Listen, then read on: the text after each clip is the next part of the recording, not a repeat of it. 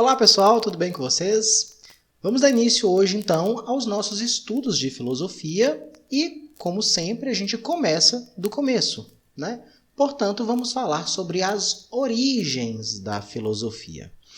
E aí, pessoal, antes da gente começar, eu gostaria de frisar uma coisa com vocês. Veja bem, se nós estamos nos propondo a falar sobre as origens da filosofia, isso significa dizer que nós temos uma história para contar, né? Qual história? A história da filosofia, né? E quando eu digo que a gente tem uma história para contar, eu estou querendo dizer que a filosofia, este algo que nós vamos contar a história, este algo é produto da humanidade. É o ser humano quem produz a filosofia. Por que isso? Porque somente o ser humano conta história. Somente o ser humano produz história. Isso mesmo. Se hoje a humanidade deixasse de existir, deixaria de existir também a história. Tá certo? Somente o ser humano produz história.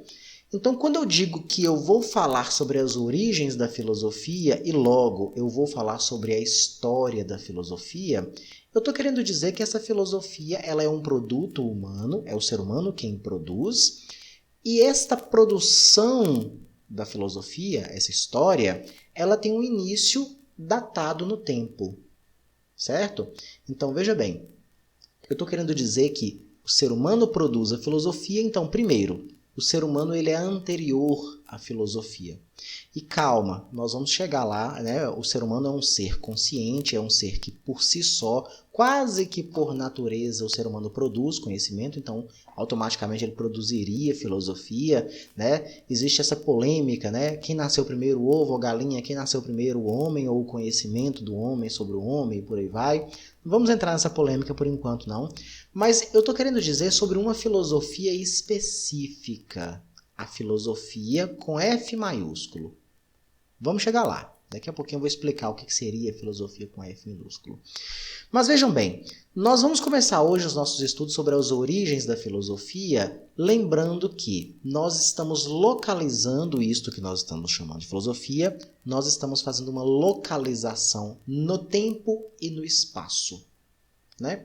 Qual é a localização das origens da filosofia no tempo?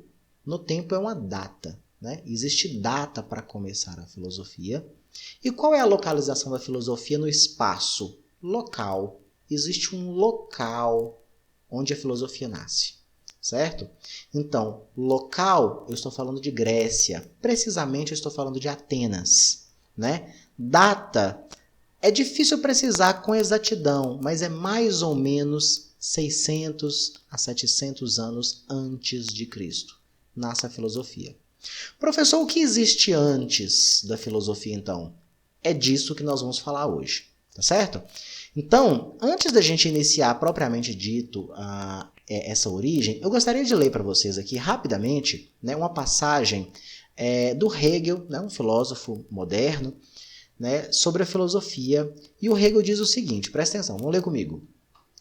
A filosofia, como pensamento do mundo, só aparece quando a realidade efetuou e completou o processo de sua formação. Veja bem, nós estamos falando sobre realidade aqui.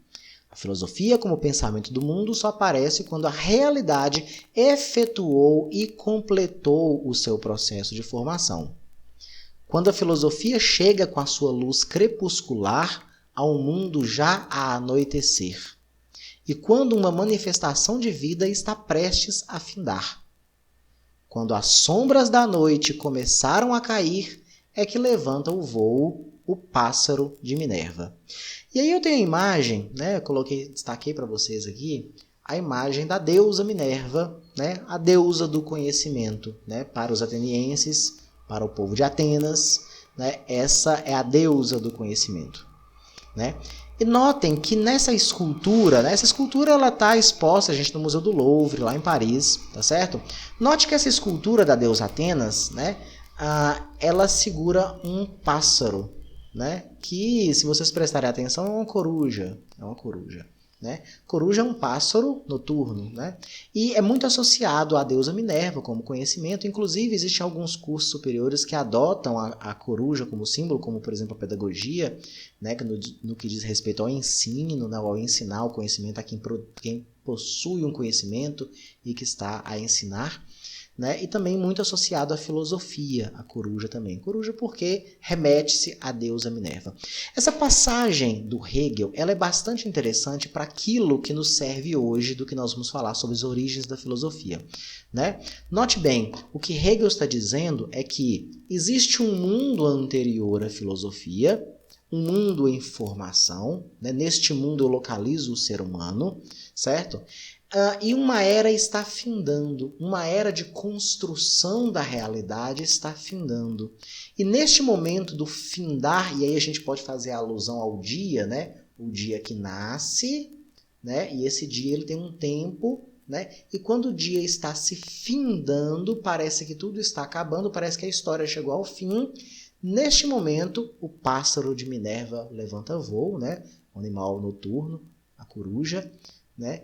E representando a filosofia que floresce, que nasce. Né? Então, quando parece que tudo já finalizou, quando parece que a realidade já se concretou, né? Quando parece que não há mais nada a se desenvolver, eis que surge a filosofia como uma luz, né? Como algo que ilumina o anoitecer, algo que ilumina as mentes humanas, começa a iluminar as mentes humanas e dá um outro rumo, dá um outro significado à existência humana. A filosofia ela representa isso, pelo menos na visão do Hegel. Né? Vamos entender como é que esse processo acontece? Né? Primeiro, a gente precisa entender o que seria esta consciência mítica. Tá bom? Por que eu estou falando de consciência mítica? Porque a pergunta que a gente fala sobre as origens da filosofia é, bom, se existe um momento em que a filosofia nasce, o que teríamos antes da filosofia? Gente, vamos pegar a palavrinha filosofia e vamos tentar dar uma dissecada nessa palavra aqui. Filosofia, filo, amante, amigo, né? Adepto, amante, né? Sofia, conhecimento, ou Sofia, conhecimento. Né? Filosofia é o amante do conhecimento, é aquele que busca conhecer, aquele que busca incessantemente e é apaixonado pelo conhecimento. Tá certo? Bom, eu disse para vocês que o ser humano ele é um ser que conhece. É quase que intrínseco à natureza do ser humano o conhecer. Certo? O ser humano é um ser que ele interage com o meio onde ele está, ele interage com o ambiente, ele interage com a natureza, ele interage com o mundo como um todo, e ele é capaz de dar significado a essas coisas com as quais ele interage, ele dá significado e ele comunica esse significado. Então veja, o ser humano é um ser conhecedor, independente da filosofia. A filosofia é produto do ser humano. O ser humano produziu a filosofia. Mas então o que o ser humano tem antes? O que o ser humano produz? Se é intrínseco do ser humano o conhecimento, que conhecimento o ser humano tem antes da filosofia? Bom, é este conhecimento que nós estamos chamando aqui de mito. Tá certo? Nós vamos falar então sobre o mito, né? E sobre a consciência mítica. Veja bem, se vocês pararem para pensar, o que seria o mito? Né? Até hoje a gente usa, né, esse termo, né, esse conceito, o conceito de mito. Hoje a gente associa o mito a uma inverdade. Não é bem assim. Né? Não é que o mito seja uma inverdade. Mas hoje, atualmente, a gente acaba associando o mito a algo que é contrário ao conhecimento racional. E isso a gente faz essa associação justamente por causa da filosofia.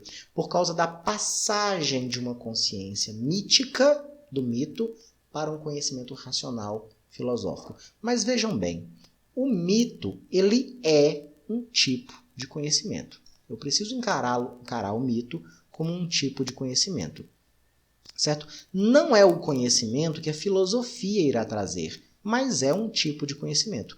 Aliás, eu posso, e eu devo, na verdade, classificar todos os tipos de conhecimento existentes. São inúmeros, né? Eu posso elencar alguns aqui. Nós temos o conhecimento mítico, nós temos o conhecimento religioso, ou dito de crença, né, teológico. Nós temos o conhecimento de senso comum, né, dos experimentos, né, do dia a dia, daquilo que a gente vivencia no dia a dia. Tudo isso gera conhecimento para a gente. Como eu disse, o ser humano, ele está no mundo, ele está interagindo com esse mundo e ele compreende o mundo no qual ele está, né? Então, tudo é informação, tudo o ser humano absorve e transforma isso em conhecimento. O mito é uma das formas de manifestação do conhecimento. E eu coloquei para vocês aqui, ó, o mito vivido, ele é uma verdade.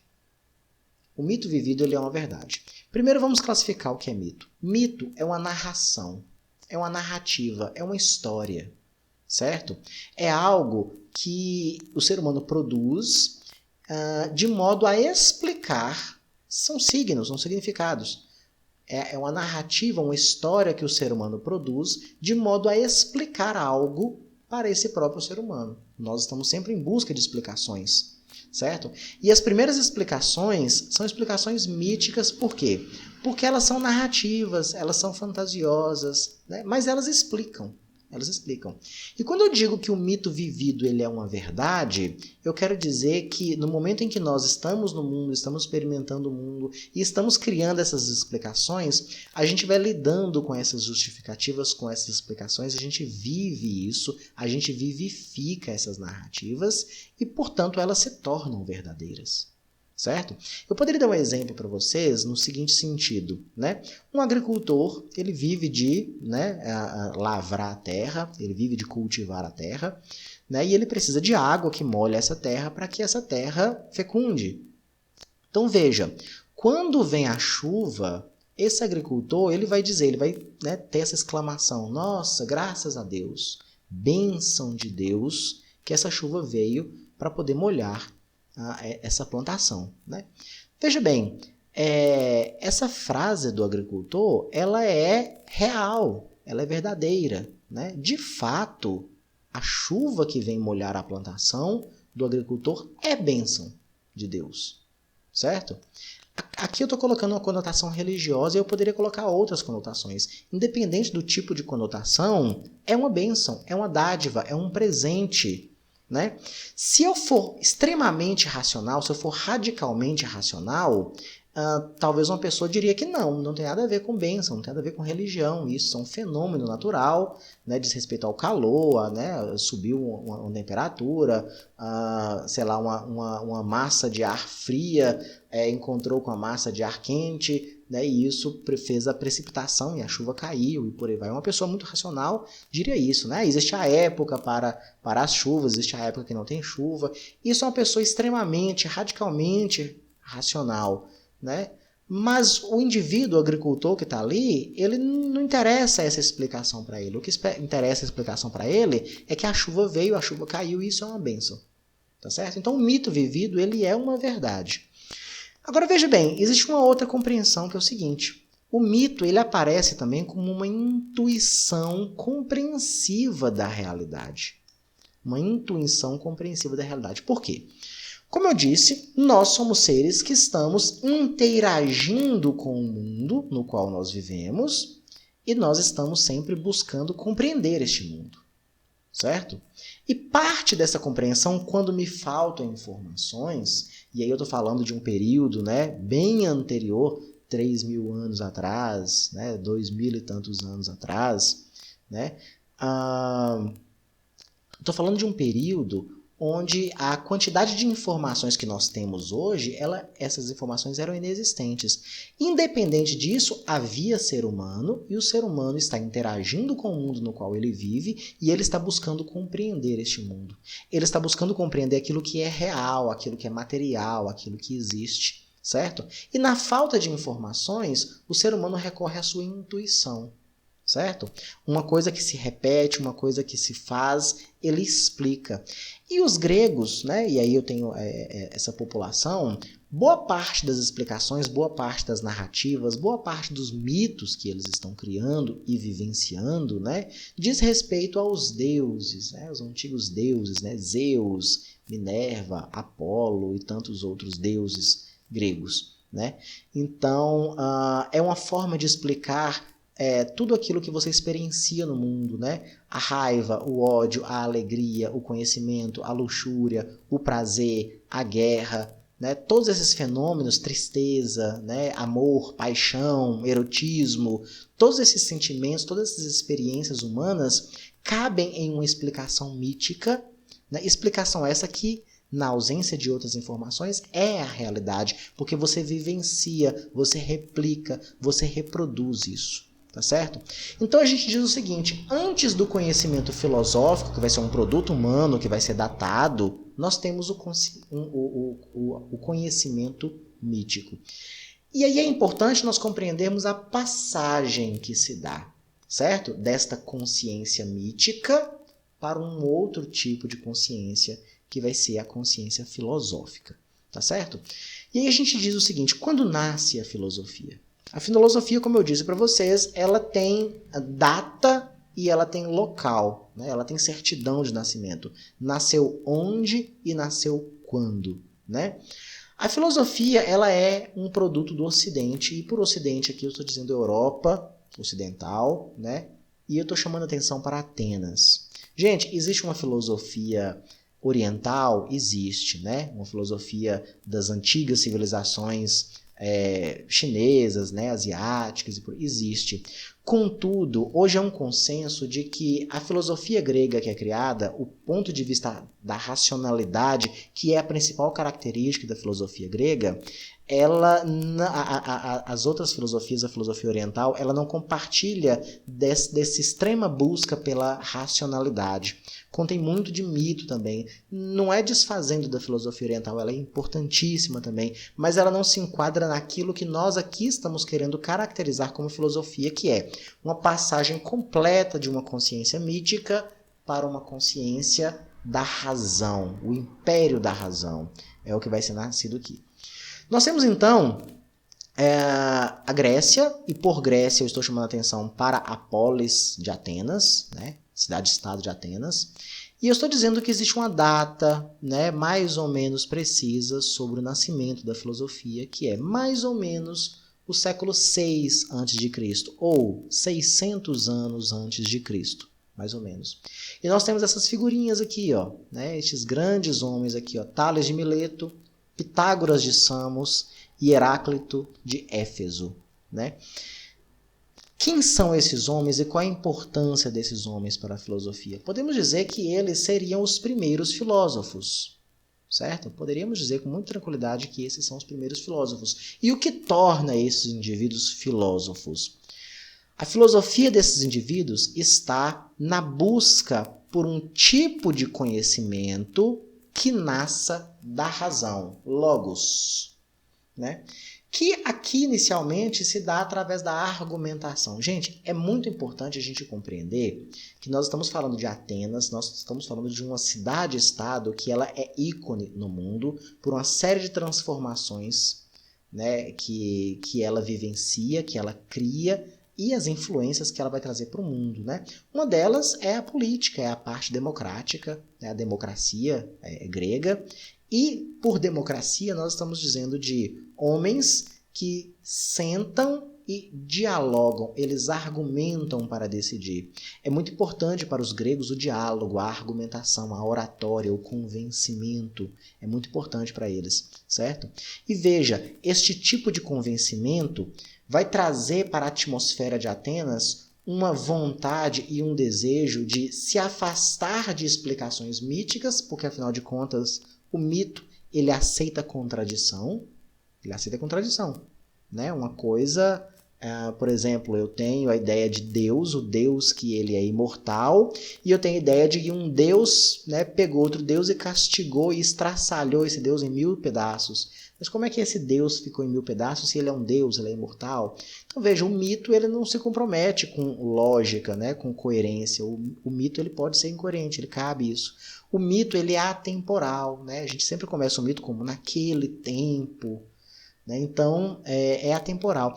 Esses homens que estão vivendo o período democrático do argumento, eles estão querendo se afastar dessa perspectiva mitológica, né?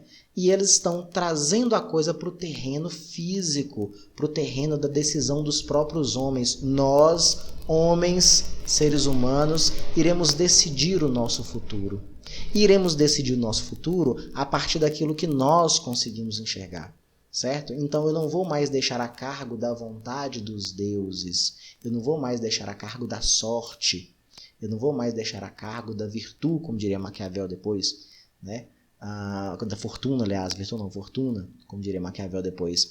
Nós iremos, a partir da nossa razão, a partir da nossa capacidade de observar, da nossa capacidade de visualizar, nós vamos compreender o mundo, certo? E aí uma busca pela razão, e aí nós iremos decidir. É necessário o argumento, é necessário o diálogo, mas principalmente é necessário utilizar de uma argumentação que parta da razão, né? Que parta de algo que é próprio do ser humano. Por isso que a gente diz que a filosofia ela é produto humano, é produto do ser humano.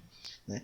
Então esses nomes, Tales de Mileto, Pitágoras de Samos, Heráclito de Éfeso, eles serão os primeiros filósofos porque eles serão os primeiros gregos a se colocar à disposição desse tipo de argumentação racional. Então veja, o tipo de conhecimento que está nascendo aqui agora, ele é diferente do conhecimento mítico, certo? A razão ela vai ser encampada por estes homens como o único caminho, certo? A partir do qual eu chegarei ao, aspas, verdadeiro conhecimento. Vejam, eu falei para vocês que o mito é um tipo de conhecimento. Assim como o senso comum é um tipo de conhecimento, existem outros tipos de conhecimento. Contudo, para esses filósofos que estão nascendo aqui, né, filosofia grega, filosofia antiga, de todos os tipos de conhecimento existente, existe um que é verdadeiro. Para eles, existiria um, né, que seria verdadeiro, que seria aquele conhecimento alcançado através da razão. Certo? Bom, aqui então nós teremos a passagem de uma mentalidade mítica, de uma mentalidade narrativa, para um pensamento crítico racional. E uma coisa que é importante que é, como eu disse para vocês, o abandono dessa perspectiva narrativa, dessa perspectiva fortunista, dessa perspectiva da sorte, dessa perspectiva dos deuses, da vontade dos deuses, do desejo, das paixões, dos caprichos dos deuses, para algo que é concreto e algo que é produzido pelos seres humanos. Veja que lá na Grécia Antiga, né, eles estão experienciando um momento de navegação, né, pelo Mar Báltico, ali pelo Mediterrâneo, ali, né? Essas cidades-estado, elas estão se constituindo verdadeiros polos comerciais, então isso significa que seres humanos de lugares diferentes eles estão se encontrando nesses polos para comercializar, para trocar mercadorias. São culturas diferentes, são línguas diferentes. Será necessário aqui a criação, por exemplo, da moeda, né? A moeda como um elemento, um signo de valor, de representação de valor, né? Então veja, eu estou saindo de um mundo mítico para um mundo da razão, para um mundo onde as coisas têm que ser racionais. A escrita ela vai ser importantíssima aqui como um tipo de comunicação. A lei escrita, né? Existe a passagem daquela lei que ela era oral, né? Ou seja, isto é certo e isso é errado porque eu ouvi dizer que é, algo mais moral e oral, para algo concreto, algo positivo, algo que seja visível a todos, né? A lei escrita. Então veja, eu estou buscando a racionalidade o tempo todo. A própria polis grega, né? A cidade grega, a cidade-estado, a cidade da decisão, onde os homens sentam-se na ágora para discutir a experiência que eles estão vivendo, discutir a administração da cidade, né? Se envolver naquela argumentação, eu ouço o meu amigo me ouve, né? Nós observamos, nós entendemos, nós chegamos a um consenso, nós decidimos. Então veja, é uma busca incessante pela razão, né? E por um conhecimento que seja convencido a partir desta razão também. Né? Daqui temos a democracia. Então a filosofia ela vai nascer dentro desta perspectiva, a perspectiva da razão. Então gravem isso e anotem no caderninho de vocês. Quando eu estou falando de filosofia, e aí com F maiúsculo, eu estou falando do reino da razão. O conhecimento que vem através da razão. É possível existem conhecimentos que vêm através de outras coisas? Existe. Mas para estes filósofos, O verdadeiro conhecimento é aquele conhecimento que viria através da razão. Esses filósofos que nós estamos chamando aqui, depois nós vamos dar um nome para eles, né? Nós vamos classificá-los como filósofos pré-socráticos. Por que pré-socráticos? Porque existe um filósofo que ele vai ser um marco na própria filosofia, que será Sócrates, né? Sócrates ele é tão importante para a filosofia que a gente divide a história da filosofia, né, pelo menos a filosofia antiga, entre aquela filosofia que foi criada antes de Sócrates e aquela filosofia que foi criada depois de Sócrates. Veja, nós temos o conhecimento mítico, que ele é anterior à filosofia. Nós temos Tales de Mileto, Pitágoras de Samos, Heráclito de Éfeso e outros que representam o início da filosofia. Então, a filosofia nasce aqui, nasce com esses homens, com esses pensadores. E uma vez que começa a história da filosofia a partir deles, nós temos Sócrates. Sócrates vai ser um marco que vai diferenciar aqueles filósofos que estão anterior ao próprio Sócrates e uma filosofia que é produzida depois de Sócrates. Estes filósofos pré-socráticos também são chamados por produzir uma filosofia, uma cosmologia. Quando a gente estiver na aula de Sócrates, eu vou explicar para vocês direitinho o que é a perspectiva pré-socrática cosmológica e a perspectiva socrática humanística, tá bom? Nós chegaremos lá. E é isso que eu tinha para tratar com vocês hoje, né? Somente fazer essa recapitulação da história da filosofia e tomando como princípio a base. A história da filosofia, ela é histórica porque ela é produto humano, é o ser humano que produz. É histórica porque tem um início que eu localizo no tempo e no espaço. Eu estou falando de Grécia, eu estou falando de Atenas, eu estou falando de mais ou menos 600 anos antes de Cristo. Eu estou falando que o ser humano é um ser que conhece por natureza, entre aspas, ele conhece. Ele produz um conhecimento anterior à filosofia, sim, só que todo esse conhecimento que está anterior à filosofia eu chamo de conhecimento mítico, ou de consciência mítica. Em um dado momento, no espaço e no tempo, o ser humano passa a produzir um outro tipo de conhecimento, que é um conhecimento que tem a razão como centro. Tá certo? Esta é a filosofia. Esse é o tipo de conhecimento filosófico. E a partir daqui começa uma linda história do que é a filosofia. Tá certo? Nas próximas aulas a gente vai entender como é que isso funciona. Pessoal, espero que vocês tenham gostado. Muito obrigado. Fiquem com Deus. Um abraço e até mais.